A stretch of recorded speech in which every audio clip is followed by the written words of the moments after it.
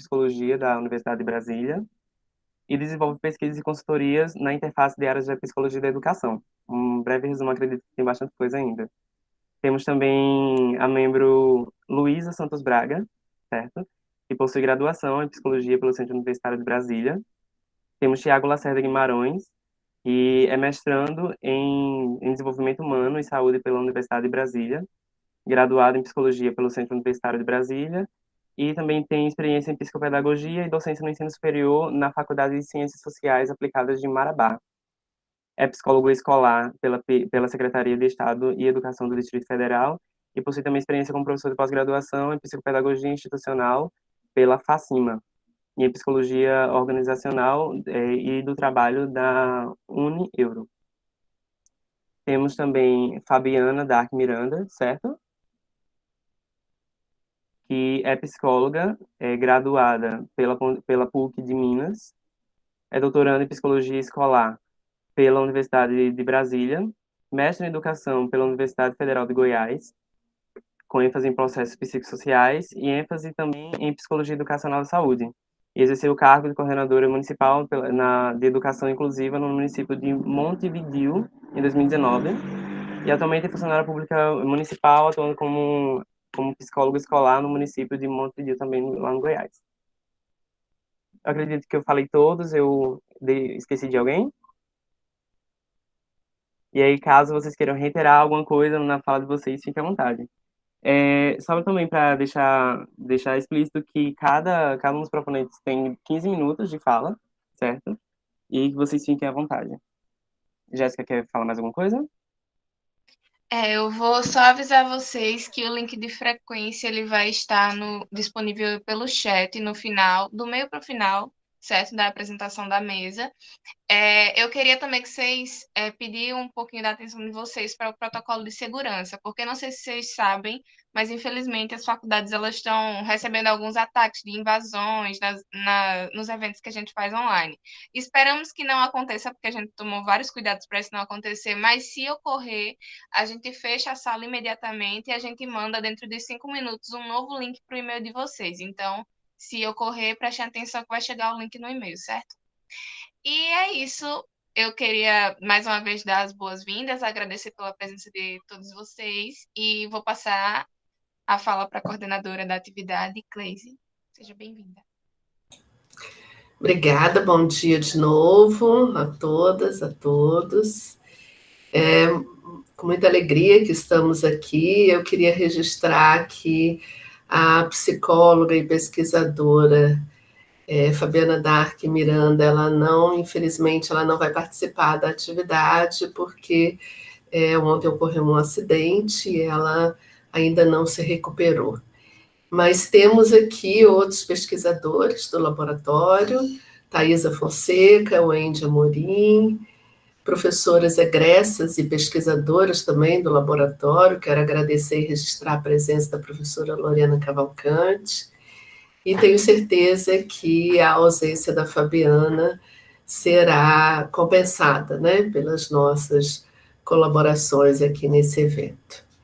Eu vou pedir licença, então, a vocês para me apresentar e logo na sequência começar a apresentação. Né? Eu já fui apresentada pelo Michel, obrigada, Michel.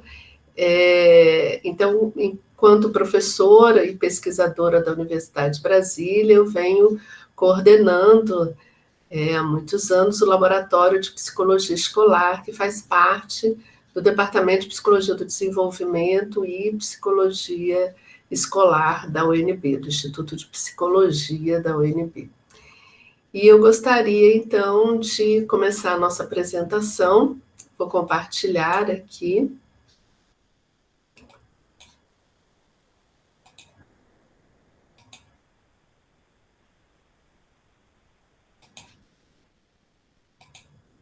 Espero que todos estejam vendo. Sim, tá tudo certo. Só não está em modo de apresentação. Era para ficar assim mesmo? Não, eu acabei de colocar em modo de apresentação, não está? Não, é porque Não. a senhora tem que primeiro apresentar para depois compartilhar a É tela. verdade, ainda tem. Só um minutinho.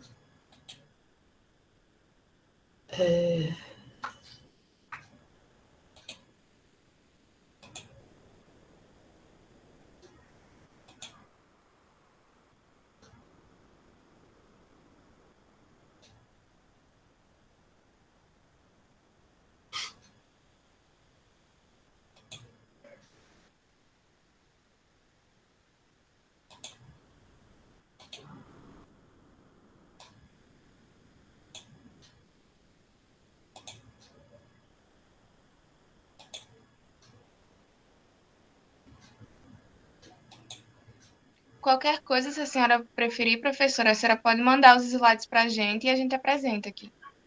Sim, eu Acho posso. que, Tiago, se você puder, Tiago, Luísa, vocês têm aí, né?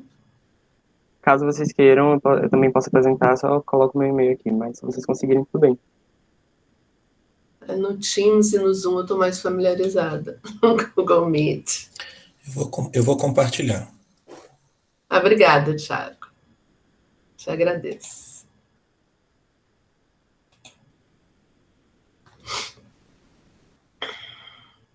É bom que aí eu fico vendo vocês, que compartilhando eu não consigo.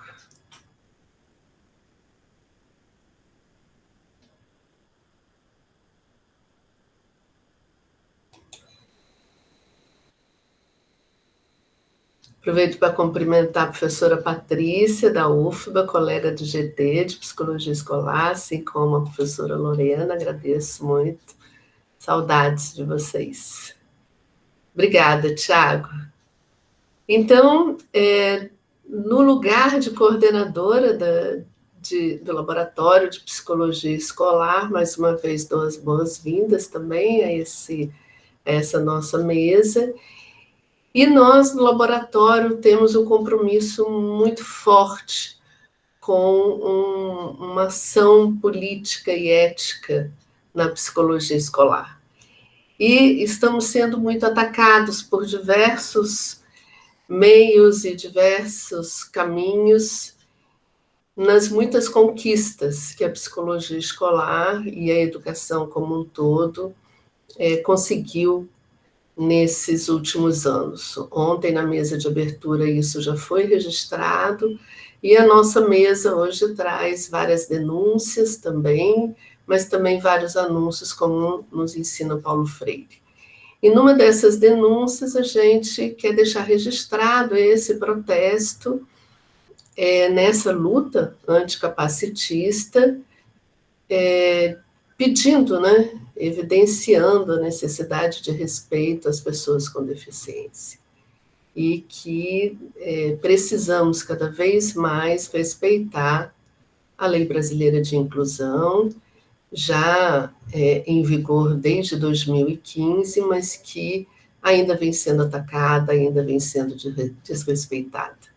Então, aqui começando o nosso protesto e o nosso anúncio de respeito às pessoas com deficiência e registrar essa terminologia que foi uma conquista da LBI.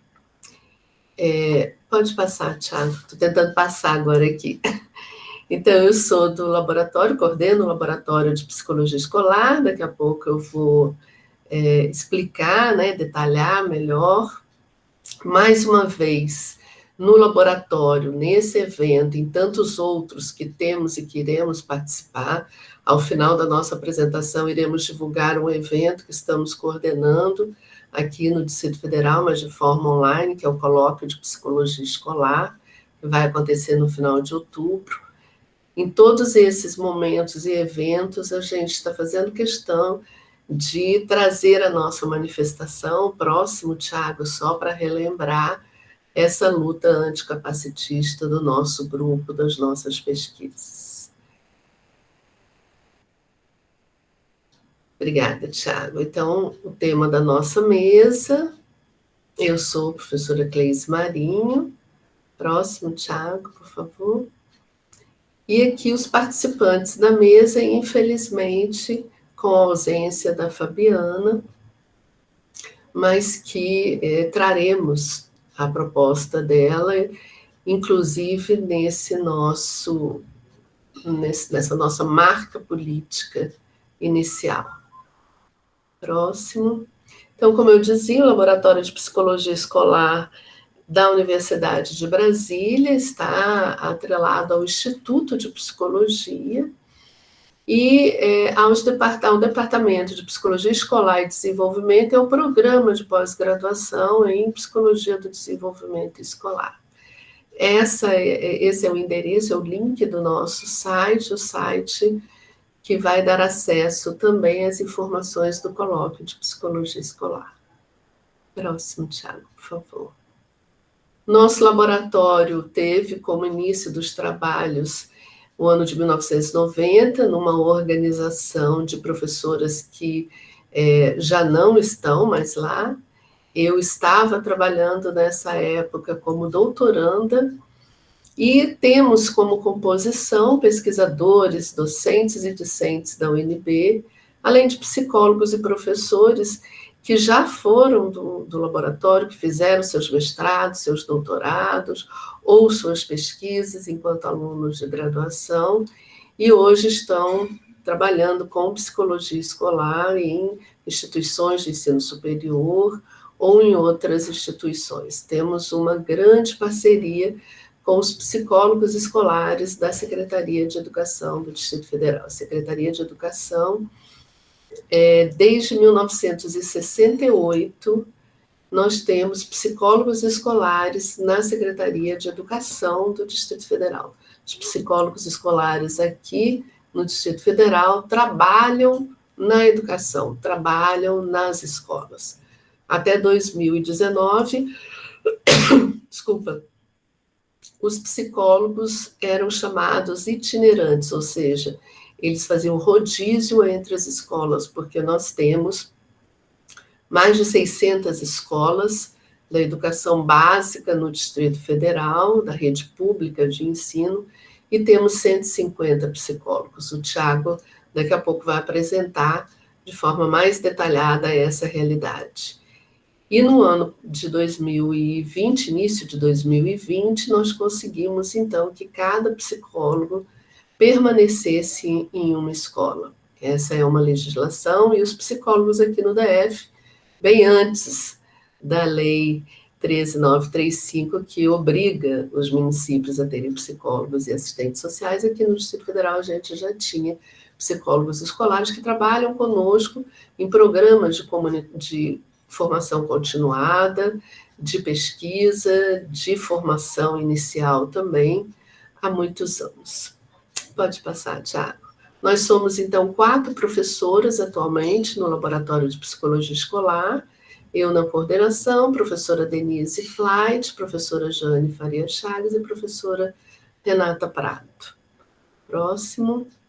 Nós trabalhamos em atividades de ensino, de extensão universitária, de pesquisa, fazemos intercâmbios nacionais e internacionais, temos vários intercâmbios internacionais, onde os nossos estudantes de mestrado e doutorado vão para o exterior, fazem doutorado sanduíche, fazem visita técnica, fazem pós-doutorado, e nós também trabalhamos em várias consultorias, em órgãos federais, em órgãos distritais, atuando fortemente em políticas públicas educacionais. A forma de atuação que eu vou trazer aqui para vocês foi fruto de uma pesquisa que foi premiada, mas que hoje faz parte da política pública de orientação da atuação dos psicólogos escolares do Distrito Federal. Então, esse é um dos exemplos da nossa atuação junto às políticas públicas. E em relação à extensão universitária, o que muito nos orgulha, nós temos um projeto de extensão de ação contínua desde 1995. Esse projeto funciona na interface com os psicólogos da Secretaria de Educação do Distrito Federal. E esse projeto fornece tanto formação continuada aos psicólogos escolares da rede, quanto formação inicial aos estudantes de psicologia do curso de graduação de psicologia da UNB, quanto campo de pesquisa para os estudantes da pós-graduação, do programa de pós-graduação em Psicologia do Desenvolvimento Escolar, também do Instituto de Psicologia. Esse projeto de extensão de ação contínua, que tem favorecido muitos avanços no Distrito Federal com relação à psicologia escolar crítica, uma atuação comprometida ética, politicamente, com muitos, como eu vou colocar daqui a pouco. Essa ação, esse projeto é a origem, é a inspiração do projeto que a professora Fabíola Braz Aquino desenvolve em João Pessoa, pela Universidade Federal da Paraíba, junto às psicólogas que trabalham no município de João Pessoa. Então, João Pessoa também é uma cidade cuja legislação já favorece a presença do psicólogo nas escolas. E a partir do nosso projeto, a professora Fabíola também faz parte do GT de Psicologia Escolar, do Grupo de Trabalho de Psicologia Escolar da Associação Nacional de Pesquisa e Pós-Graduação em Psicologia. Ontem eu apresentava o GT, nós somos mais de 20 pesquisadores nesse grupo de trabalho, que atuamos em instituições de ensino de norte a sul do país, em todas as regiões, e a professora Fabíola esteve aqui em Brasília conosco, conheceu o nosso trabalho, conheceu a prática dos psicólogos escolares, e levou, então, para João Pessoa essa atividade que tem favorecido muito a articulação não só da universidade com a prática profissional, mas favorecido avanços na psicologia escolar do Distrito Federal, que vem sendo também referência em todo o país e fora do país. Próximo, Tiago, por favor. Nossa produção científica e técnica, então, ela tem como forte compromisso essa atuação política. Nós temos uma robusta produção científica, técnica, não só das professoras do laboratório e seus grupos de pesquisa, mas também de egressos do programa e do laboratório que continuam trabalhando com psicologia escolar. Próximo, Tiago. O nosso compromisso, então, pode passar, é com a transformação social por meio da transformação de consciências. Essa é a grande defesa que a gente faz pela atuação do psicólogo escolar. O psicólogo escolar não vai trabalhar mais, e nós sabemos disso, mas é sempre bom reafirmar, apenas trabalhando com dificuldade de aprendizagem, apenas trabalhando para reiterar a culpabilização da vítima, no caso, os estudantes, apenas para trabalhar com fracasso escolar. Nós já passamos dessa fase na psicologia escolar crítica e na psicologia escolar do Distrito Federal. A gente acredita hoje que a psicologia escolar tem muito a fazer nos contextos educativos, em vários contextos, como eu vou colocar daqui a pouco, e que o que guia a atuação do psicólogo escolar é essa possibilidade de trabalhar na potência da ação. Trabalhamos com uma base teórica, conceitual, que nos sustenta na defesa de que os sujeitos se desenvolvem porque aprendem, e a aprendizagem é algo extremamente mobilizador de avanços. Então, com essa crença, com essa fundamentação teórica, acreditamos na potência da ação dos sujeitos e trabalhamos para que o psicólogo escolar medie processos de conscientização, processos de emancipação, de lucidez para muitos. Próximo, Tiago. Então, essa é a nossa defesa, enquanto não podemos trabalhar com todos, que pelo menos a nossa atuação se coloque para muitos, e muitos estão nos contextos educativos. É nesse contexto fértil, plural, diversificado, que entendemos a possibilidade de emancipação e de conscientização desses muitos atores, não só estudantes, mas também professores, gestores e demais atores institucionais, considerando também as famílias dos estudantes. Próximo. Nós, então, defendemos que esses processos de conscientização, mediados pelo psicólogo, vão promover transformação social. Próximo.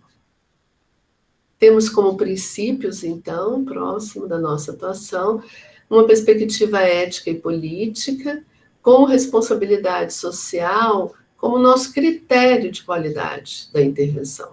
As nossas intervenções só farão sentido se oportunizarem transformação social, se oportunizarem esse protagonismo social das pessoas com as quais a gente trabalha. Então, trabalhamos com intencionalidade, com planejamento intencional das nossas ações, a partir de uma psicologia crítica, a partir de um olhar crítico, a partir de um compromisso ético crítico com essa transformação. E essa transformação precisa ocorrer tanto nas condições materiais de vida e de trabalho, quanto nas consciências. Próximo, Tiago. Esse ato político, então, pode passar. Trabalha com esse paradigma da potência em contraponto ao paradigma da ausência. Não trabalhamos mais com foco no fracasso, mas nessa potência. Próximo, Tiago, por favor. Com empoderamento, com emancipação, com a cultura de sucesso, em prol de práticas exitosas, de evidenciar o sucesso, a potência das ações. Próximo. Temos como bases teóricas e metodológicas, próximo, a psicologia histórico-cultural do desenvolvimento humano, a psicologia escolar crítica, a epistemologia da ação, onde a gente acredita numa base conceitual que é importante a reflexão antes, durante e depois da nossa ação, uma praxis constante, e defendemos o desenvolvimento de competências dentro da perspectiva do desenvolvimento humano adulto. Próximo. Os contextos de atuação que a gente vem atuando são desde a educação formal até a educação informal. Temos trabalhado com a educação infantil, educação básica, ensino fundamental, séries iniciais, séries finais, ensino médio, ensino especial, educação superior, institutos federais, e nós temos trabalhado no protagonismo dessas ações, né? E também temos psicólogos escolares trabalhando em ONGs, Centro de Língua e Socioeducação. Próximo.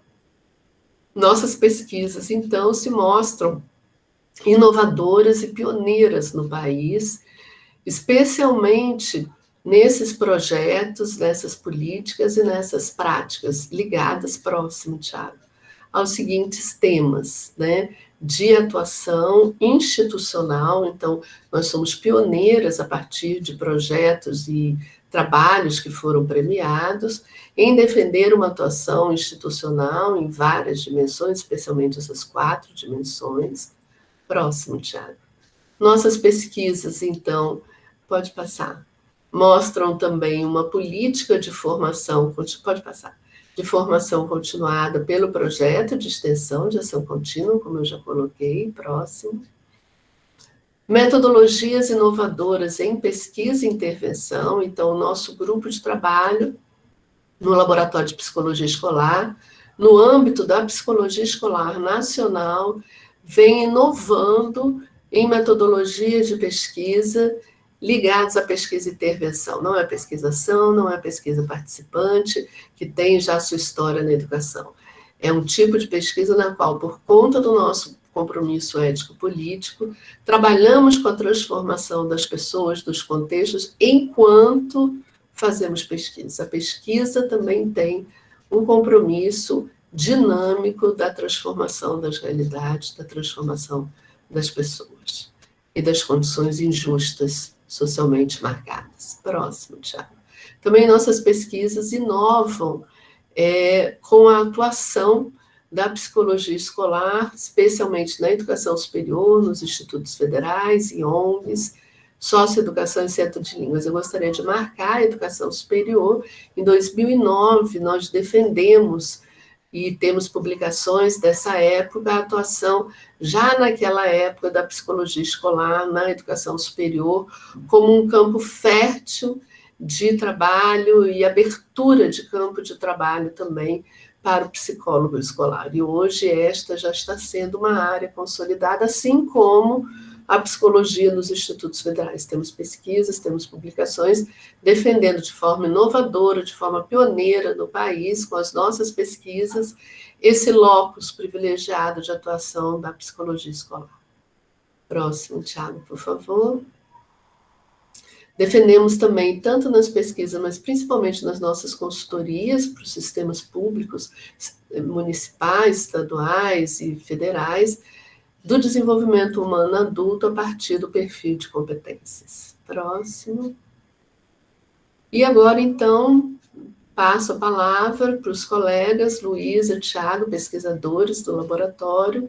E antes de terminar, próximo, Thiago, eu gostaria de publicizar o nosso evento. Será o 13º Colóquio de Psicologia Escolar. Esse é um evento que surge da psicologia escolar, das turmas de psicologia escolar, da graduação de psicologia escolar, em interface com os psicólogos escolares da rede, e que tem sua origem em 2009 e que vem anualmente acontecendo na Universidade de Brasília, o ano passado e esse ano de forma virtual, e que em 2018 nós internacionalizamos, nós levamos o colóquio para Portugal, e desde 2018, então, o colóquio vem se constituindo como um evento internacional. Nós convidamos a todos, daqui a pouco os colegas vão retomar esse convite, vocês, por favor, anotem o nosso site, e nós vamos ter muito prazer, muita alegria de ter vocês participando conosco desse evento. Mais uma vez, próximo, Thiago, muito obrigada, e passo a palavra para os colegas. Só um momento, muito obrigado, professora, por essa fala. Somente para destacar que, como nós temos somente 3 membros da mesa, o tempo se estendeu para 20 minutos, tudo bem? Então, a professora, sendo que esses 20 minutos a gente já considerou sua fala, professora, só para deixar os outros cientes. Muito obrigado.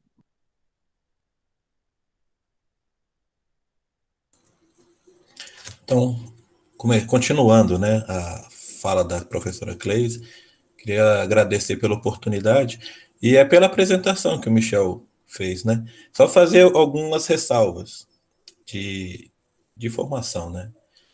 De que o meu principal papel é de psicólogo escolar na secretaria, que inclusive vai ser voltado à pesquisa.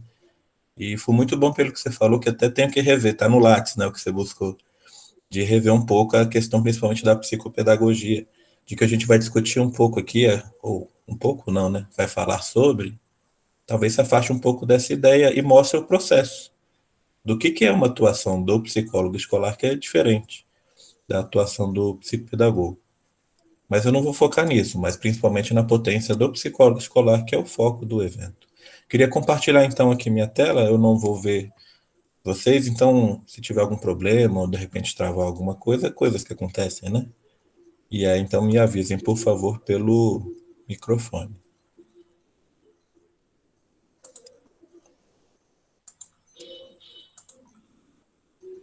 Apareceu para todo mundo? Ainda não. Ainda não, está chegando. Opa, Agora chegou. De manhã um pouco mais demorado, né?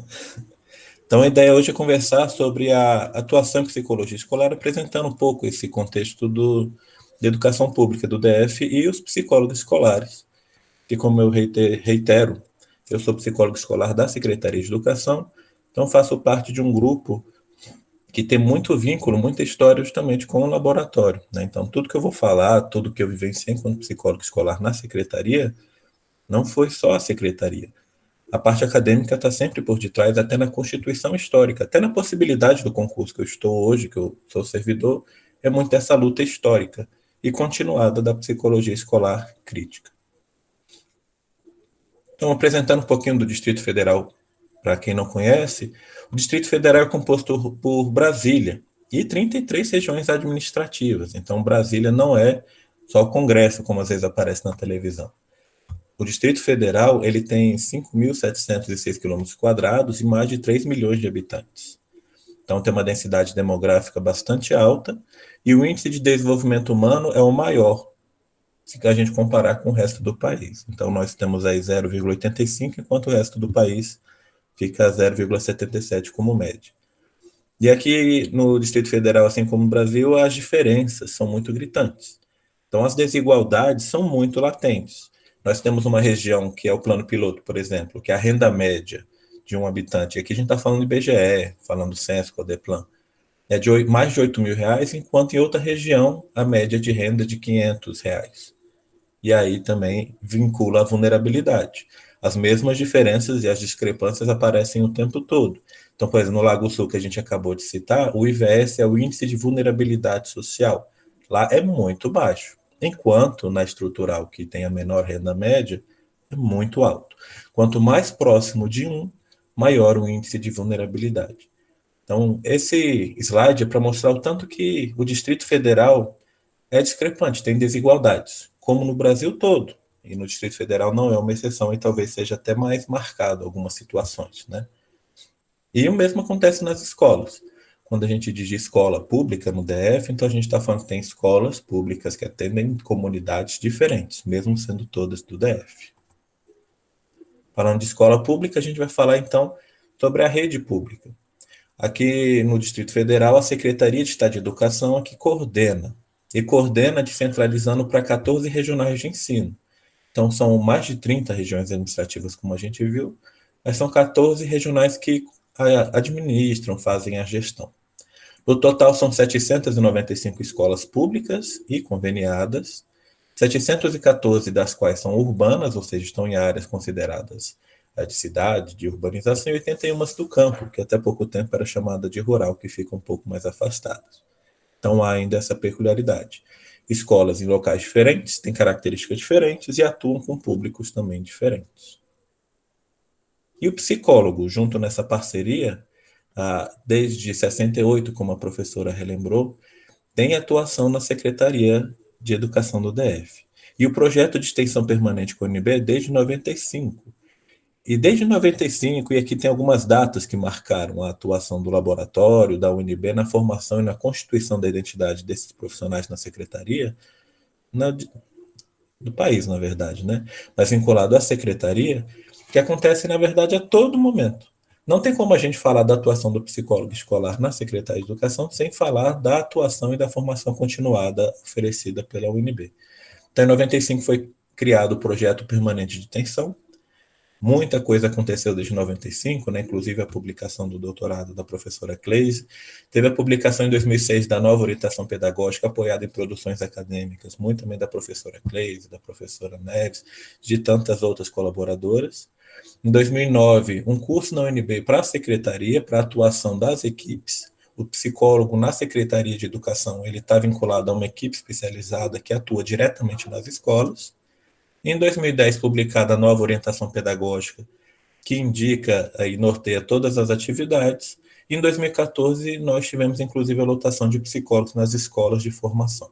Aqui no DF tem uma escola de formação que, junto com um dos professores, né, oferece cursos semestralmente para todos os profissionais. E são vários profissionais. Então, eu na secretaria, eu comecei em 2014, tomei posse como analista de gestão educacional, que é o cargo que é do concurso de psicólogo escolar. E 14 e 16 atuei em várias escolas, como a professora disse também. Nós éramos itinerantes, então atuávamos em várias escolas ao mesmo tempo, né? Então, um dia em uma, outro dia em outra. Houve épocas que eu tinha 6 escolas. De 16 a 2020, eu fui coordenador intermediário de Sobradinho. Então, nossa equipe tem 12 psicólogas, 37 pedagogas distribuídas em uma regional que tem 47 escolas. Em 2020 eu voltei para a escola, numa de educação infantil. Em 2021 eu peguei o afastamento para estudos, que é uma possibilidade que a própria secretaria oferece para continuar os estudos ou elevar, né, para mestrado ou doutorado, ela permite o período de afastamento com remuneração integral. E quem são esses psicólogos na secretaria? A maioria, então, está atuando nas equipes especializadas, mas a gente também pode atuar na gestão central, mexendo muito com política pública, como a professora falou também, intermediário, que é fazendo a gestão da cidade, da região, como eu fui também, as salas de apoio, que tem algum atendimento direto com os alunos, salas de recursos de altas habilidades, e alguns estão no serviço de saúde da secretaria. e surge também a possibilidade de sermos gestão de escola. Então, a gente pode participar também dos processos eleitorais para diretor e vice-diretor. Em 2021, então, esse ano, a gente tem aí 146, ou tinha, na verdade, 146 psicólogos, que é uma rotatividade muito grande. Então, 146, esse 50% aí negativo, é porque já rodou mais de 50% do total. A rotatividade é enorme. Então, de cada 10 que entraram em 2014, tem mais ou menos 5 da época. E aí os concursos, inclusive, tentam repor, mas não conseguem, porque quando entra, vários não se identificam e saem por vários motivos. Então, 146 psicólogos na secretaria, de um total de 32.471 servidores. Então, somos pouquíssimos, mas é justamente nessa diferença que é para mostrar a potência, de que pouquíssimos comparado com o total de servidores, mas somos muitos se a gente comparar, por exemplo, com outros estados. E somos muitos para a mudança de política e de concepção nas escolas. Da onde eu estava de Sobradinho, então, somos 12 psicólogos, 32 pedagogas e 2 que atuam nas salas de apoio, e essa informação aqui é importante porque o psicólogo não atua sozinho na secretaria, ele atua junto com outras pessoas. Então, um pouco das atividades que eu vou falar foram feitas em conjunto, mas mobilizadas sempre com o norte da psicologia escolar crítica, e focando que a atuação e a instituição são potentes, que a escola é um local privilegiado, que ela é cheia de contradição, mas ao mesmo tempo é cheia de potência.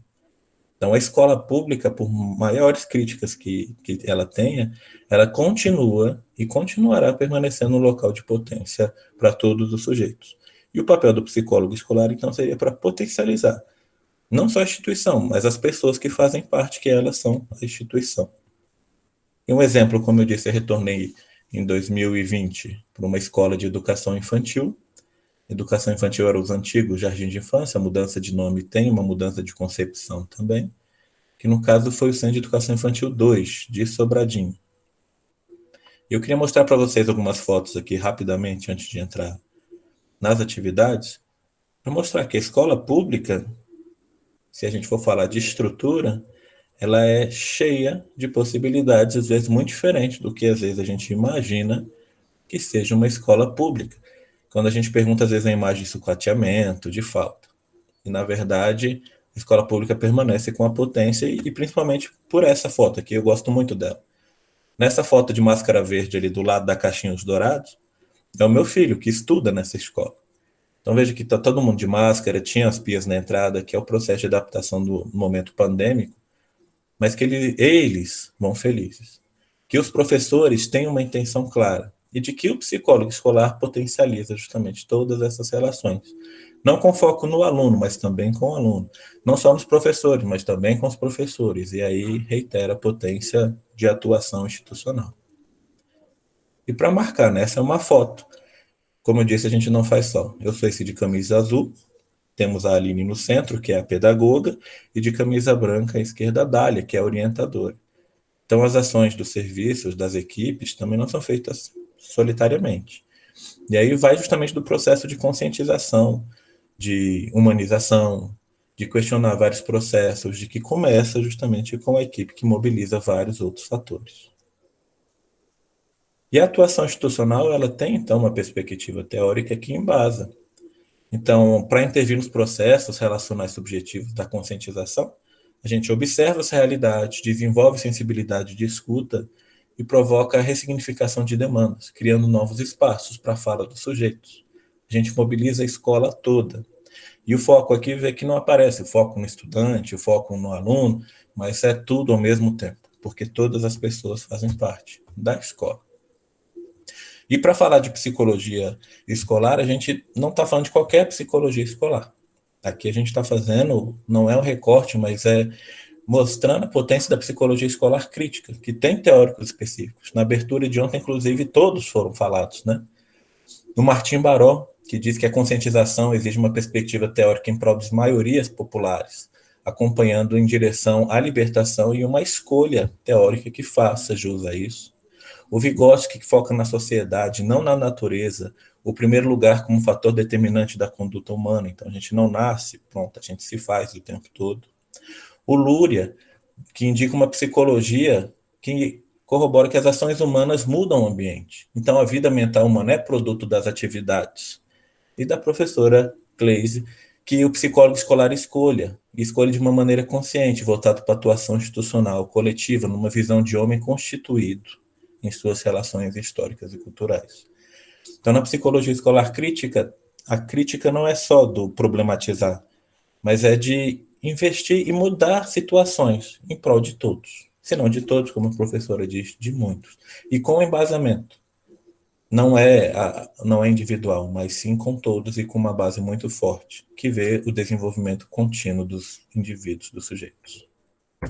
E mostrar para vocês alguns resultados de uma atuação institucional, para marcar que é possível, para marcar a potência do psicólogo escolar, mas ele não atua sozinho, mas também a potência dele de mobilizar as pessoas que estão juntos. E na praxis, naquela mesma escola que eu mostrei para vocês, foi a que a gente atuou, que eu atuei junto com a equipe. E aí, o que nós fizemos lá? Os processos de escuta, de mapeamento, de assessoramento e intervenção permitiu a construção de conhecimento com e sobre os professores, as famílias, as crianças, a comunidade, a escola como um todo e sobre os próprios serviços de apoio. Então, permitiu uma construção sobre todos os atores, inclusive sobre nós mesmos. Então, o que faz, né? O que a gente conseguiu mobilizar? Nós materializamos no mapeamento institucional, que é uma das dimensões, mas, na verdade, juntando todas as dimensões nessa ação, as escutas, intervenções e assessoramentos que aconteceram durante um semestre, para ter uma ação intencional. E a crise pandêmica, então, 2020, estava começando, né? Ainda estava tudo muito confuso, como ainda parece que está. E o trabalho remoto, então, oportunizou aprendizados e possibilidade de ressignificação. Então, a pandemia não tirou possibilidades, ela mudou as possibilidades. Então, a psicologia escolar, o psicólogo escolar continuou atuando mesmo em contexto pandêmico e houve várias situações potencializadas, como, por exemplo, o acesso. Esse evento aqui, por exemplo, estou falando da minha casa em Brasília, no evento na Paraíba. Então, a possibilidade de acesso foi muito facilitada.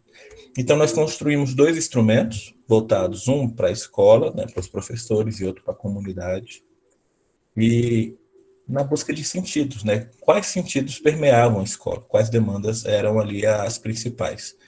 Claro que depois de um processo de escuta, de discussão, construção coletiva. E aí eu queria marcar a participação das famílias. 73% participaram dessa pesquisa. E a escola, 87%, quase 88% participou da pesquisa. Então, permitiu, inclusive, um número muito maior que antes, nos processos que nós fazíamos, a gente não conseguia chegar perto dessa participação.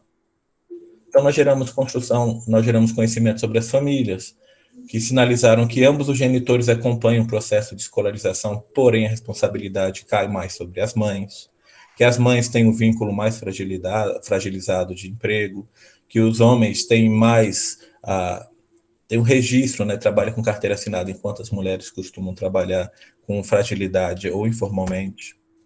Das crianças, que elas já vêm com histórico de escolarização antes de começar as atividades, que o contexto pandêmico mudou as dinâmicas, inclusive quanto a não realizar atividade física, mudou os horários de dormir, de acordar, e de que as famílias têm dificuldade de identificar, por exemplo, os medos, de conversar, de acessar as crianças. A comunidade, de que a comunidade ela tem pluralidade de crenças, então que a escola tinha que respeitar esse tipo de situação, que a maioria das famílias que 42% receberam auxílio emergencial, que mais da metade são autônomos ou estão desempregados, muito mobilizado pelo contexto pandêmico, que apenas um integrante é responsável pela renda familiar, que as residências são compostas de 2 a 5 pessoas na maioria, mas 12% tem residências com muito mais gente. Então, tudo isso influenciou uma série de discussões na escola e na comunidade de como seria essa relação. Então, uma demanda da família para a escola, por exemplo, aulas mais simples, aulas síncronas, permitiu acesso, permitiu pontes, tanto da escola para a escola, da escola para a comunidade, da comunidade com a própria comunidade. E aí mobilizamos alguns processos de conscientização e criação, então, aí de pontes, como a humanização dos atores da escola e da comunidade, as mulheres que estão sobrecarregadas no acompanhamento dos filhos, às vezes a professora da escola não se via como uma mulher que também estava sobrecarregada, porque recaía sobre ela a demanda da escolarização. Então, isso foi discutido, problematizado, ressignificado, e aí a percepção da escola em relação às mães, por exemplo, mudou. As ações coletivas foram potencializadas, então, busca ativa, intervenção e planejamento começou a ser mais focado na humanização, nas pessoas. Quais são as demandas reais? E as famílias começaram a participar muito mais. O acesso começou a ser direto. Outra demanda que a tecnologia trouxe, o grupo de WhatsApp muito movimentado. Então, as famílias participavam muito mais de tudo. A inovação e ressignificação das práticas, então, que antes era feito, foi discutido de qual contexto, qual comunidade, qual estudante a escola busca desenvolver. Ações para muito além dos conteúdos, de que a escola não era só o conteúdo, mas o desenvolvimento maior dos sujeitos. Momento de potencialização da relação da escola e família, não para a formação, para dizer o que a família tem que ser, mas de criar pontes, de discutir e aprender junto.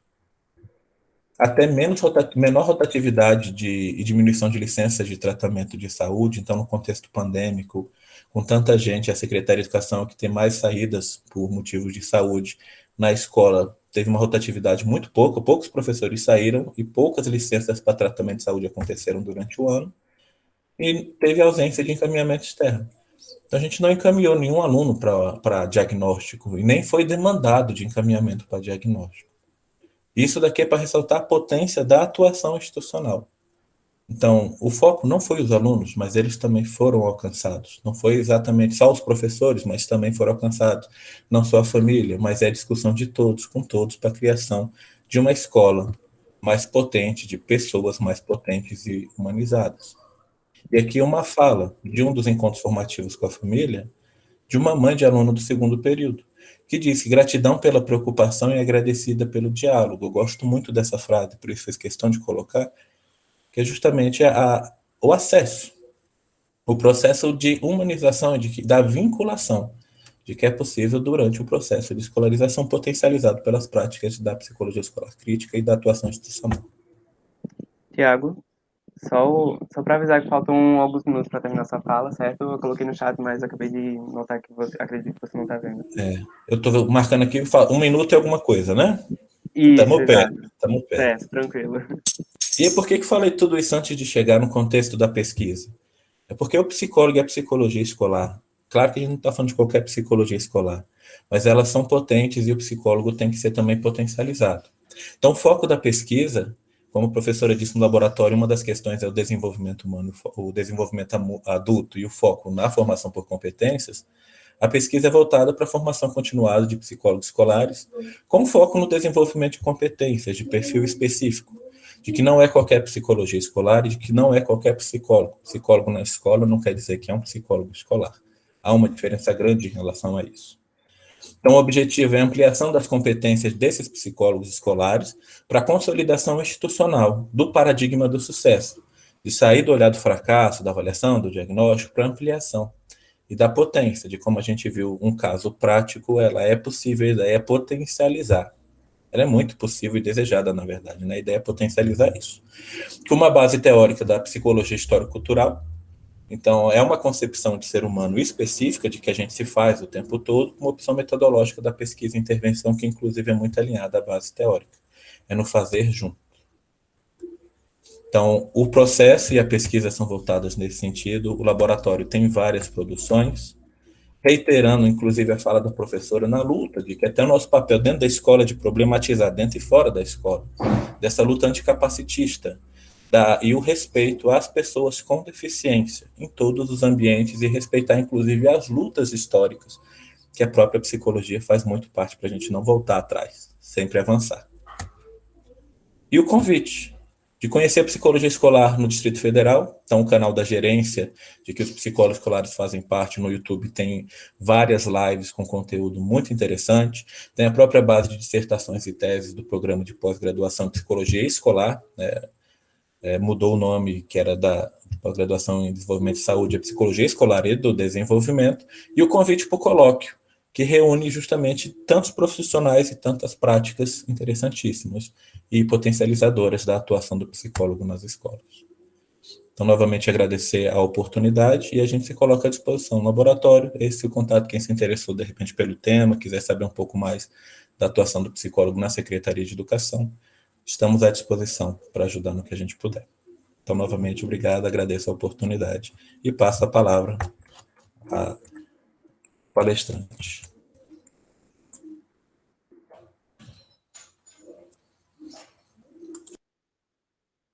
Olá, bom dia a todas e a todos. Vou compartilhar aqui também.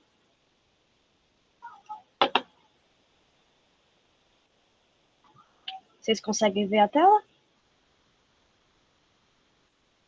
Sim, consigo. Está carregando, Luísa. Pronto. Foi, né?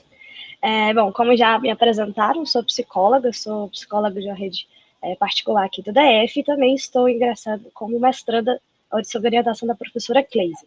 E o tema que eu vou trazer para vocês hoje é o meu tema de pesquisa, que é, então, a gente investigar, identificar indicadores de atuação para o psicólogo escolar, pensando, então, nessa atuação da psicologia escolar crítica em escolas militarizadas e de gestão compartilhada aqui do DF, que seria o foco mais específico da pesquisa. E por que, então, que a gente vai trazer essa discussão para vocês hoje? A gente sabe que as escolas militarizadas, elas crescem cada vez mais, então, como foi pontuado ontem e retornado pela professora Cleise hoje, a gente tem que anunciar que esses locais estão aí, que esses contextos educativos eles crescem cada vez mais no país, mas também trazer a questão da denúncia, da defesa da nossa psicologia escolar, da forma como acreditamos, da forma como a gente acredita a escola como um locus privilegiado de transformação, de conscientização, de emancipação de sujeitos. Então a gente fazer essa denúncia contra certas políticas públicas que talvez cerceiam aquilo que a gente pode ver de potencialidade do contexto educativo. E para isso, então, a gente precisa identificar o que de fato seria a militarização. A gente pode, se a gente coloca, né, as primeiras descrições, ou essa palavra mesmo, no Google, a gente vai ter que a gente tem a identificação de que seria, né, a militarização é a ação ou efeito de militarizar, de dar feição, ato ou efeito de militarizar-se. Então, essa é uma definição que ela é circular, ela é tautológica, ela de fato não explica o que é o processo de militarização. E esse processo ele acontece em diferentes espaços.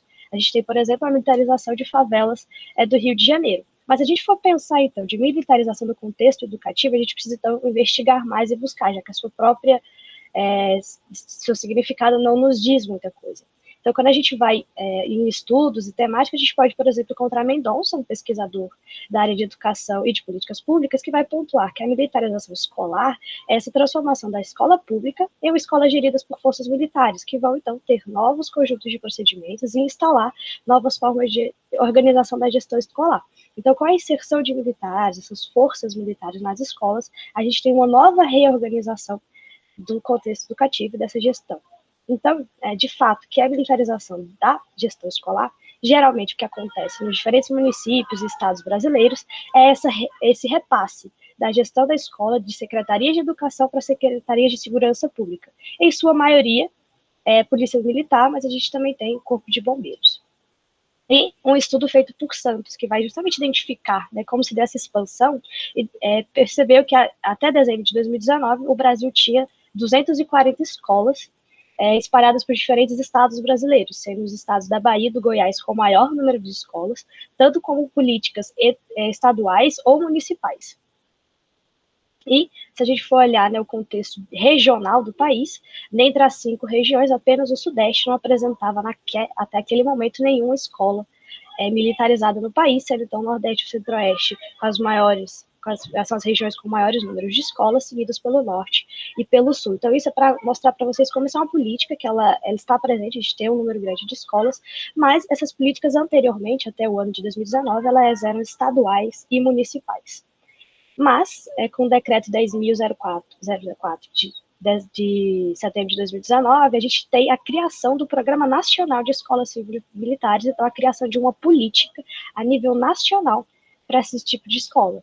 E eles têm como metas que seriam, então, 256 escolas dentro desse programa até o ano de 2023, sendo implementadas 54 escolas por ano. E fazendo um levantamento, né, de como que se dá esse programa até agora, a gente tem que foi implementado em 2020 53 escolas, em 2021 há 74 escolas nesse processo de implementação, sendo que, então, aderiram a esse programa 22 estados e Distrito Federal. Então, mostrar que, como política nacional, a gente tem ainda aí quase que o dobro das escolas que vão, então, ser militarizadas, e uma política que agora ela deixe de ser apenas dos estados e dos municípios e passa a ser uma política por todo o território nacional, expandindo, então, esse modelo de educação. E quando a gente vai colocar isso, a gente também precisa diferenciar, então, o que são escolas militares em si e o que são as escolas militarizadas. As escolas militares, elas são escolas que são vinculadas a corporações militares, desde a sua organização, desde a sua criação, são vinculadas a essas corporações e buscam, então, uma formação militar, um ensino militar. E, de certo modo, atendem, na sua maioria, os estudantes que são filhos dos militares dessas próprias corporações. Já as escolas militarizadas, elas vão se basear no modelo que essas escolas militares têm de organização, de gestão, de disciplina e afins, através, então, da inserção dos militares, tanto dentro das escolas quanto no processo de gestão. E a gente precisa, então, trazer, já que elas se pretendem se basear no modelo militar, como que é esse modelo, né? Como que ele se caracteriza? De maneira geral, as escolas, então, elas vão ter uma questão muito forte de ordem, uma hierarquia aos superiores, disciplina, práticas coercitivas e punitivas, uma obediência também muito ligada à questão da hierarquia. A gente tem a meritocracia, regras rígidas, né, de como se comportar e se vestir, e também questões de homogeneização e uniformização, quando você, então, vai ter um certo padrão de como se colocar, se vestir, como que você, então, pode apresentar essas características aos estudantes nesses processos identitários. E aí eu trago algumas imagens dessas escolas, para a gente poder conhecer o contexto tudo. E a gente tem como objetivo, então, dessas políticas, né, se baseando em modelos militares, que eles querem, então, diminuir as taxas de evasão das escolas, então, diminuir a saída dos estudantes, diminuir taxas de reprovação, e diminuir os índices de violência, tanto dentro da escola quanto fora dela. Além de, como objetivo, eles também pretendem que haja o aumento dos resultados pedagógicos, tanto os individuais dos estudantes, quanto também em avaliações padronizadas, como o IDEB. E, claro, o objetivo talvez mais principal é favorecer o ensino cívico-militar nessas escolas.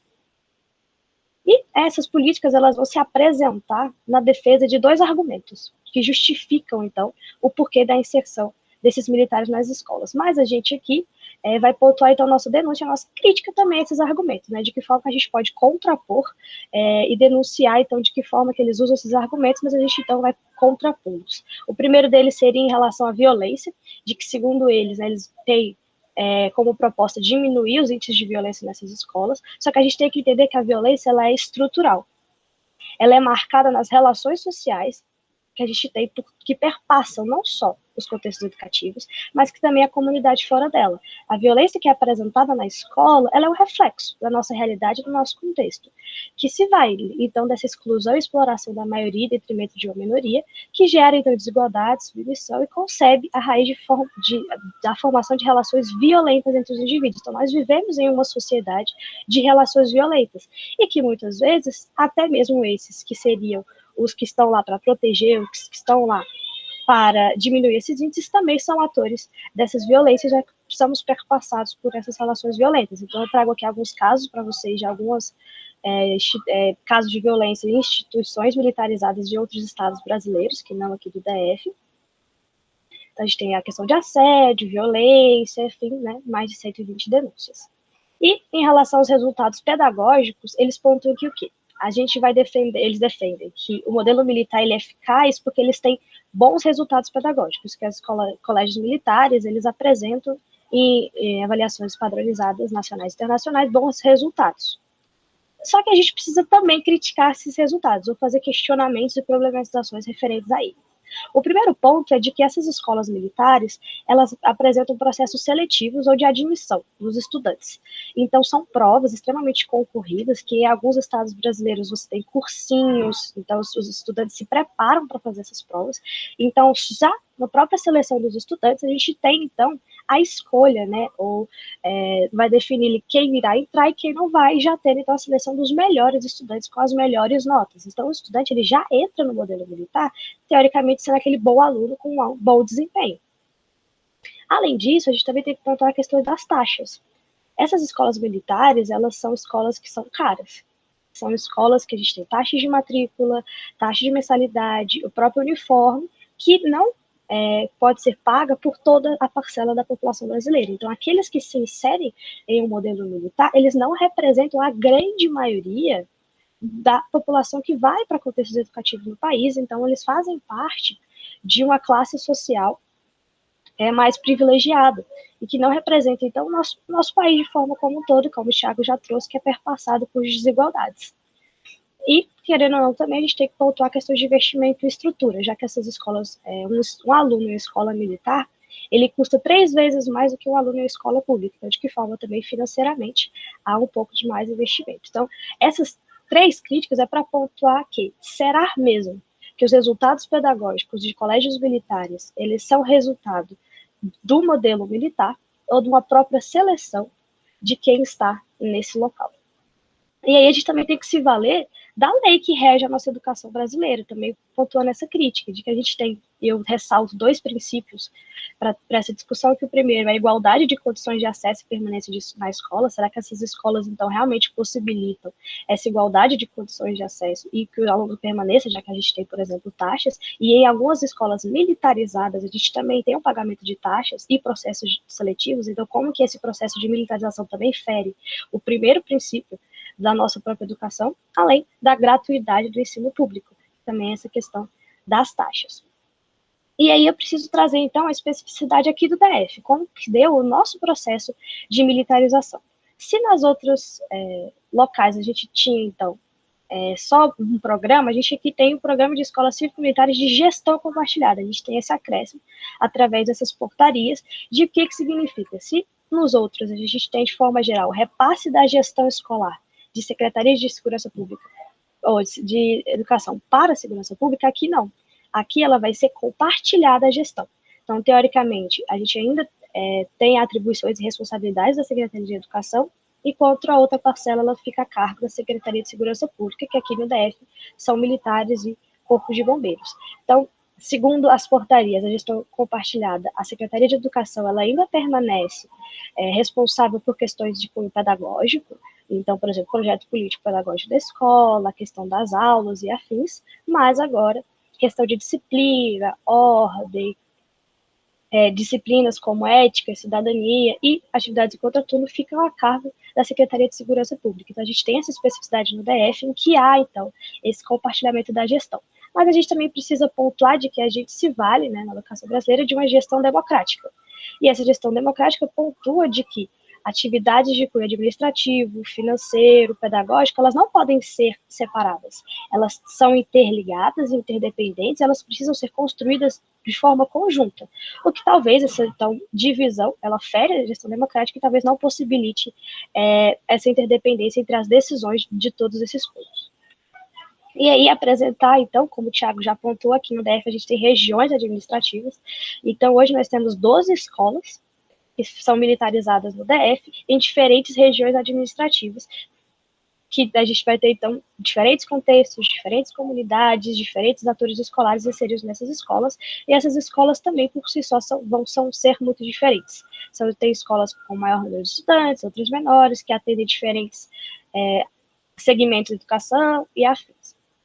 E como que essas escolas, então, foram escolhidas? O primeiro foi o Índice de Desenvolvimento da Educação Básica, então, segundo eles escolheram escolas que teriam baixo desempenho no IDEB. O Índice de Desenvolvimento Humano, que além de medir educação, também mede outras questões, como violência, saúde. Então, são escolas que estão inseridas em comunidades com baixo IDH, além de também estarem, em sua grande maioria, como o Thiago apresentou também, com índice de vulnerabilidade social alto. Além disso, eles também têm o mapa da violência, que é uma avaliação feita pela polícia aqui do DF, em relação às áreas com maiores índices de criminalidade e que crimes ocorrem nessas áreas, além da estrutura física, que eles avaliam se as escolas vão comportar ou não receber esse modelo. E aí eu trago algumas imagens também para vocês, a cunho, né, de conhecimento. Isso aqui são, então, imagens do ano passado, do processo de implementação dessas escolas. E aí eu trago essa imagem, né, com a charge. Então, como a charge, ela vai trazer a realidade, o que pode acontecer. Então, a gente tem militares fazendo checada, estão olhando ali os estudantes, e com isso eu quero pontuar o quê? De que forma, então, a inserção desses militares ocorrendo nas escolas irão gerar novos conjuntos, novas formas de organização, mas também pensar e problematizar se esses militares eles estão sendo formados, se eles estão capacitados, se têm as competências necessárias para estarem em um contexto educativo. Se os mesmos estão sendo formados para se tornarem educadores. Eles não são mais apenas militares, eles são agora atores escolares que, em um contexto educativo, também são responsáveis por processos de desenvolvimento e de aprendizagem. E de que forma, então, eles vão se apresentar nesses contextos. E, novamente, falando como que vai se dar, então, essa formação e essas competências desses profissionais, eu trago alguns casos também de violência de policiais, mas agora aqui do DF. Então, aqui, que mobiliza o estudante, fala que foi um pouco exagerado, então de que forma naquele momento ele foi realmente um militar, mas como que ele teria que talvez ser, de que outra forma poderia ter feito isso. E aqui também há alguns casos de denúncia de assédio sexual, também de um sargento da PM aqui do DF. E nisso tudo, para a gente, que hoje a gente vai falar dessa nossa denúncia, da nossa crítica, é que se a gente tem modelos, propostas ou políticas públicas de educação que se voltam para aquelas práticas coercitivas, de obediência, de ordem, afins, a gente tem que pontuar o que a nossa educação pública defende. De que forma que a gente vê e percebe a nossa educação.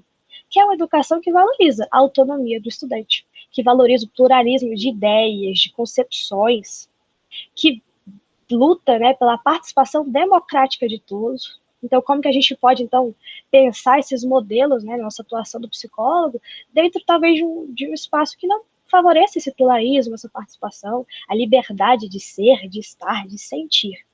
Acima de tudo, também a respeito à diversidade, a alteridade de cada um nos seus processos de ser, de existir, e de que forma, então, talvez esses processos vão contra, cerceiam todas essas questões, e pontuar a valorização do profissional da educação, para aquele que foi formado para, e que essas políticas vêm desqualificar o seu trabalho, como que não são aqueles que vão ser responsáveis pela melhora da educação.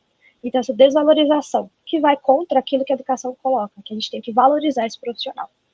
E um dos profissionais que vão estar dentro desse contexto é o psicólogo escolar. Então, a partir dessa lei, 13.935, a gente tem, então, essa inserção maior do psicólogo escolar em diferentes contextos, e é importante pontuar que agora, então, a gente vai ter diferentes psicólogos escolares por todo o país inseridos nesse contexto. De que forma, então, a gente vai fazer, vai atuar, vai pensar esses contextos. E trazer também que aqui no DF, nenhuma dessas escolas hoje de gestão compartilhada tem o psicólogo escolar, e o Tiago apresentou muito bem para vocês. A gente tem uma rede privilegiada de psicólogos, mas que a gente não conta nessas escolas com nenhum deles.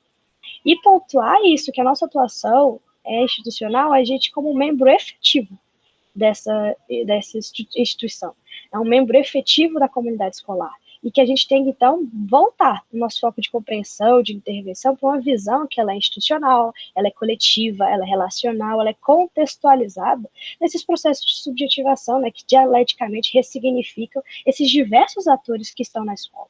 Então, a gente vai passar a observar essa realidade para mapear espaços, diferentes tempos, diferentes fazeres, diferentes crenças, concepções e dinâmicas, e desenvolver essa sensibilidade para escutar os diferentes discursos institucionais das diferentes vozes dessa escola, dos diferentes atores, e assim provocar a ressignificação de demandas, criar novos espaços de interlocução e circulação de falas e discursos. E nessa atuação crítica do psicólogo escolar é voltar, que a gente tem um compromisso ético e político, a gente tem um compromisso de transformação da realidade, e pensar que a escola ela não é boa nem má em si, depende de a quem ela está a serviço, a serviço de quem essa escola está. Então, a serviço de quem a gente vai colocar também o nosso papel, o nosso trabalho como psicólogo escolar. Então, a gente não vai abandonar a psicologia, mas colocar o nosso saber a serviço de uma construção de uma sociedade em que o bem-estar dos menos não se faça sobre o mal-estar dos demais, e que a realização de alguns não requeira a negação de outros, e que o interesse de poucos não exija a desumanização de todos. Então, defender novamente que a nossa atuação e o nosso compromisso ético-político, a gente tem que criticar e pensar para quem essas políticas são feitas, a quem essas políticas defendem. E de que forma, então, nessa nossa atuação, a gente tem que pensar que as mediações que acontecem nesses contextos educativos, que é um processo central de transformações interpsicológicas, a gente precisa, sim, enfatizar essa desnaturalização, o estranhamento, a inquietação e a desalienação frente a esses mecanismos que são coercitivos, adaptacionistas, deterministas, preconceituosos, de dominação, que comparecem na educação e subjacem a concepções de desenvolvimento e aprendizagem. Então, a gente aqui nessa luta, né, nessa denúncia desse tipo de modelo, pensando que a gente tem que sim, estar nesses espaços e mediar processos que vão contra essas questões adaptativas, coercitivas, que causam, então, né, esses processos de desnaturalização, de estranhamento. Então, essa nossa atuação é entender que a escola, ela é um local privilegiado de desenvolvimento, ela é um lugar privilegiado, né, na sua função social, e que tem dentro diferentes atores, diferentes comunidades, que vai ter e vai ser perpassada por circulação de diferentes tipos de sentidos estipificados nas diferentes relações. E nessa nossa atuação crítica, poder potencializar e poder trazer processos de conscientização e ressignificação de concepções, de crenças, de afins. E buscar sempre, nesse nosso compromisso ético-político, de uma transformação que ela é pessoal, sim, mas ela também é uma transformação social da nossa realidade. Então, quando eu trago essa temática para vocês, essa nossa defesa, é pontuar, então, se a gente vai ter essa inserção de psicólogos escolares nas escolas, não só aqui no DF, mas também fora, como que a gente pode pensar em indicadores da sua atuação, em propostas de atuação, e também a gente produzir conhecimento sobre esse assunto, já que é um contexto que está aí, está posto, de que forma que a gente, então, vai se inserir nesses contextos e pensar nessa nossa atuação crítica. Aqui, então, também tenho algumas referências. E, né, sempre voltar que é isso. A gente vai também, então, defender essas questões, né, de respeito à diversidade, da liberdade, do pluralismo. A gente também, então, tem que sempre pontuar a nossa luta anticapacitista, né, e o respeito às pessoas com deficiência. E aí, reforço também novamente o convite, que já foi feito tanto pela professora Cleise quanto pelo Tiago, da participação de vocês no nosso colóquio de psicologia escolar. E o meu muito obrigada. E também, né, como o Tiago pontuou, caso alguém se interesse pelo assunto, também esteja pesquisando, fica aqui o meu contato também. Muito obrigada a todos. Muito obrigada, gente, pela participação de vocês. Foi uma colocação muito boa. Eu acredito que todo mundo conseguiu aproveitar bastante da fala de vocês. E esse é o momento que a gente vai abrir para dúvidas ou colocações do pessoal. Tem algumas aqui no chat. A primeira foi para o Tiago. Se tem alguma previsão de concurso para os próximos anos. E aí você já pode responder, Tiago. Tem previsão, inclusive, com a publicação da lei que a Luísa acabou de citar, a demanda ela vai aumentar. E essa, inclusive, é uma preocupação para a formação continuada, que vê que ter psicólogo na escola, de novo, não é psicólogo, pode não ser psicólogo escolar, né? Então, mas tem a previsão. Inclusive é um convite, né? Talvez até uma convocação venha, seja quem está estudando, quem está na graduação, que a escola precisa, a educação precisa de psicólogo escolar. E psicólogo escolar voltado para uma atuação para muitos. Então tem a previsão, provavelmente, se não ano que vem, que é ano eleitoral, 2023, talvez final desse ano ainda saia alguma coisa, 2023 em diante deve sair vários concursos na área. Certo, obrigado pela resposta. Isso, Adriana, já vai começando. E aí, o Aurino Júnior falou aqui, ó, por gentileza, diante mais notícias de denúncia, desdobramentos veiculados pela mídia e envolvendo as escolas militares no país, vide links abaixo. Poderia comentar mais sobre links em ordem não cronológica. Aí ele mandou três links, eu acredito, se vocês quiserem dar uma olhada. Se não, qualquer coisa, Aurino, poderia entrar em contato pelo e-mail depois, e vocês podem olhar esse link para ter né, esse contato. Mas assim, mas fica a critério de vocês, se vocês vão querer. Eu consegui abrir um pouco, eu vi que são notícias, né? Então ele traz também uma expansão de algumas notícias de casos de violência feitos por militares em diferentes contextos, né? Pelo país, né? Ele traz casos do Goiás e afins. Então, Talvez, Aurina, é justamente pontuar isso, né? De que forma, então, a gente pode problematizar esses espaços e esses militares. Então, se são esses que estão lá para proteger, se são esses que estão lá para fazer essa questão da violência, como eles também são autores dessa violência, né? Que essa crítica que eu faço, e também essa pontuação, talvez, essa desqualificação desses profissionais para estarem nesses espaços. De que forma que a gente também tem que pensar, então, quem são esses atores, de que forma que esses militares estão sendo colocados nas escolas, se eles estão sendo preparados para assumir essa posição de educadores. Então, realmente, é o ponto que a gente tem que pensar, a gente tem que criticar, e o que você me traz são mais até algumas outras notícias que eu não havia encontrado. Então, são notícias que estão aí, estão a cada momento vindo, são atualizadas constantemente, são notícias novas, né, de 2021, por exemplo. Então, como que a gente também tem que então problematizar esses espaços? Não sei se eu realmente respondi, Arina, mas qualquer coisa, como dúvida, como a Jéssica colocou, se quiser o e-mail, entrar em contato com a gente também pode aumentar essa discussão. Inclusive, pessoal, só reiterando que Jéssica colocou aquele lista de frequência no chat, certo? Para vocês assinarem. E também referente ao evento que vocês divulgaram, eu coloquei o link do site lá em cima. Vou aqui mandar novamente, né, para facilitar, caso vocês queiram mais informações. Isso. E aí, se vocês tiverem mais dúvidas, pessoal, elogios, eu aqui só elogios para vocês, a apresentação foi incrível. Vocês podem também abrir o microfone e falar pelo chat. E teve uma pessoa que perguntou se as apresentações estão acontecendo ao mesmo tempo. E sim, várias apresentações acontecem ao mesmo tempo, das 8h30, das 8h30 às 10, e outras apresentações acontecem ao mesmo tempo, das 10h30 ao meio-dia, eu acredito. Então, assim, vocês se inscrevem em uma que vai ocorrer em cada um desses horários, entendeu? Pode falar, Patrícia. Ai, que susto. A gente levanta a mão, espera uma fila.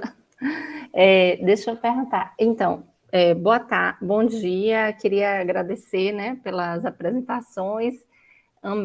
Mais uma vez, né, sempre fico muito contente de ver o quanto a psicologia escolar, né, em Brasília, né, no Distrito Federal,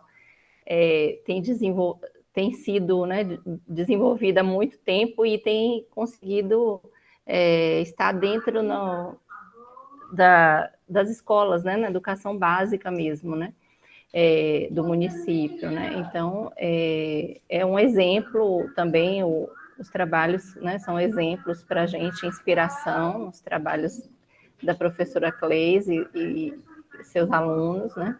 E eu queria fazer uma pergunta em relação à questão da escuta psicológica, porque eu sempre, quando eu leio nos textos, eu sempre fico com essa dúvida, né? Como diferenciar a escuta psicológica da escuta clínica na psicologia escolar, né? Quer dizer, eu tenho uma ideia sobre isso, mas eu queria ouvir um pouco qual é a ideia, né, que está por trás da ideia de escuta psicológica. Que bom te ouvir de novo, Patrícia, e obrigada pela pergunta. Essa, às vezes, é uma dúvida, né, que alguns colocam. A questão é que a psicologia escolar, ela consegue trazer para o campo da atuação as psicologias. A escola é fértil, a escola é complexa, os contextos escolares, né, educativos, de modo geral, são complexos.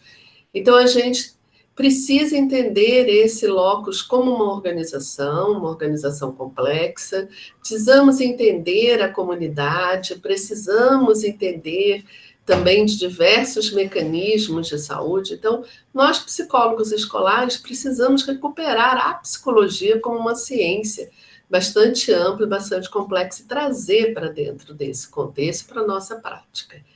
E quando a gente defende a escuta psicológica, ela não se reporta a uma atuação clínica, a uma atuação, a uma escuta, a uma prática clínica dentro da escola. Isso está bastante claro nos nossos artigos, nas nossas práticas, nos nossos projetos, nas nossas apresentações. A gente é frontalmente contra a atuação clínica dentro da escola, não pela clínica propriamente dita, não pela atuação clínica, que é extremamente legítima e dentro da psicologia, da ciência psicológica em outros contextos e em outras circunstâncias.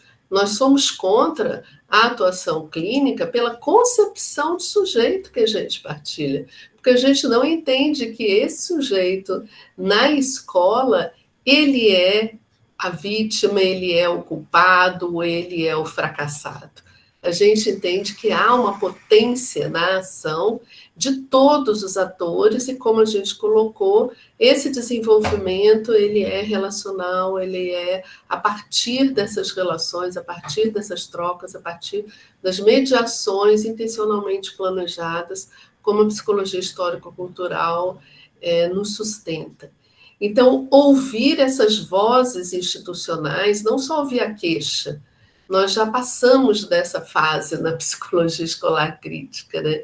Então, não é só ouvir a queixa. As queixas, às vezes, precisam ser acolhidas, mas elas precisam ser problematizadas, precisam ser questionadas e nem sempre atendidas imediatamente pelos psicólogos. Então, a escuta psicológica é essa escuta com base numa construção teórica, numa fundamentação teórica que nos orienta para essa produção de significados e sentidos coletivos e, no caso da escola, institucionalmente ressignificados. Então, o que a gente defende de uma escuta psicológica é uma escuta sensível, é uma escuta com base na circulação de significados e sentidos que constituem esses atores, que constituem esses sujeitos.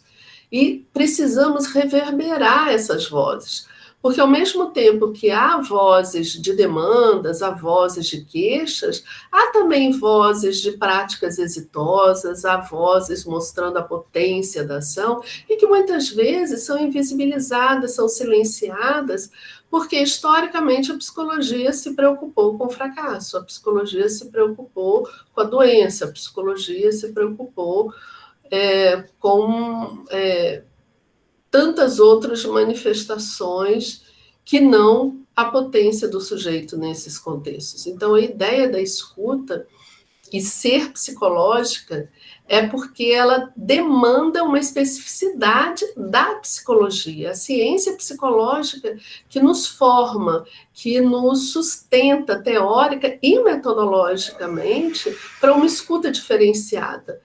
A nossa escuta é psicológica porque ela não é pedagógica. Nós, na psicologia, não somos formados para sermos pedagogos, para definirmos qual é a melhor didática, qual é a melhor metodologia de ensino. Não é isso que a gente aprende na psicologia, não é para isso que a gente se forma.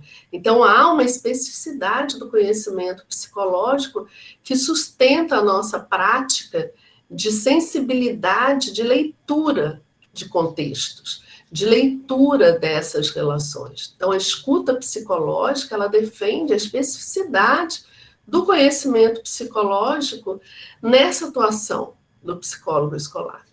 É uma defesa pela ciência psicológica, é uma defesa para que a nossa formação inicial e continuada em psicologia valorize essa competência como uma competência importantíssima para a atuação do psicólogo crítico na escola. Porque é uma competência que, pela base do conhecimento psicológico, ela vai nos oportunizar reverberar essas vozes, ela vai nos oportunizar circular sentidos, circular afetos, circular significados e promover também pelos atores, a partir dessa circulação de sentidos, também a promoção de conscientização para o fortalecimento, para o empoderamento do planejamento de novas ações de mudança e de transformação. Então, para a gente é muito clara a concepção de escuta psicológica, porque advém do conhecimento psicológico, teórico e metodologicamente falando, de uma escuta de contexto, de uma escuta de relações, dos processos intersubjetivos que são extremamente complexos, mas muito férteis para a transformação social que acontece dentro das escolas. E a nossa defesa pela escuta psicológica é que ela também traz indicadores de uma atuação preventiva, não uma atuação preventiva na perspectiva da gente se antecipar, como se tivesse uma bola de cristal.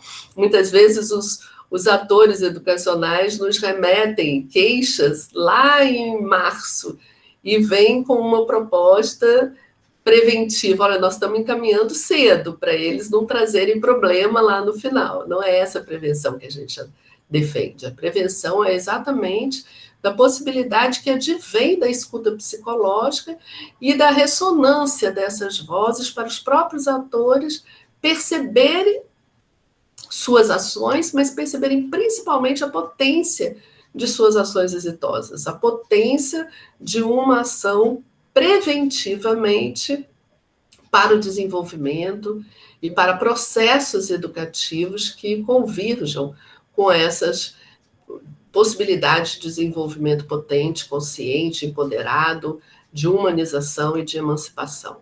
Então, é para isso que a gente defende a escuta psicológica a partir do conhecimento psicológico.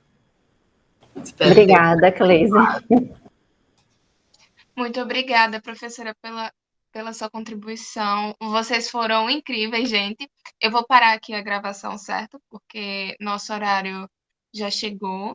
Um instantinho. Acho que tá então.